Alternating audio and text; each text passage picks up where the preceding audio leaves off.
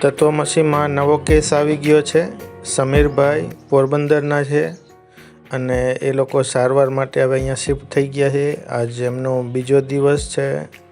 તો જુઓ, સમીર છે એ બહુ ખુશ થઈ જાય ત્યારે આવી એક્શન કરે છે અને ચાલવામાં પણ તકલીફ છે અને મગજમાં પણ ઘણી બધી તકલીફ છે। તો જેમ જેમ આમની સારવાર થશે એમ એમ એમનામાં ઘણું પરિવર્તન આવી જશે। એક કેસ હતો શિવદીપનો, તો એમની પણ શરૂઆતમાં આ પ્રોબ્લેમ હતો આવો અને ધીમે ધીમે હવે તો એ હાથે ખાવા માંડ્યો। તો તત્વમસીમાં ચમત્કાર થયે રાખે છે।